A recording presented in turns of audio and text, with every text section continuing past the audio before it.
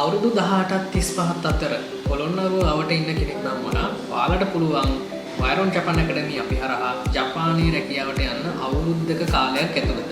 ඉතින් මේ රැකියා අවස්ථා මොනවද මේවට හදාගන්න ඕන සුදුසුකම් කොච්චර මුදලක් කොච්චර කාලයක් වැය වෙනවද මේ රැකියාවලට ජපානට ගිහිල්ලා වැඩ ආරම්භ කරන්න කියලා අපි සියලුම දේවල් ඔයාලව දැනුවත් කරන්න නොමිලේ සම්මන්ත්‍රණයක් පවත්වනවා මේ 7 වෙනි ඉරිදා උදේ 10ට. ඉතින් සත්මා ආයතනයේ පොළොන්නරුව ස්පිරිතාල හන්දිය තුලට ගිහම තියෙනවා සත්මා අධ්‍යාපන ආයතනයේ.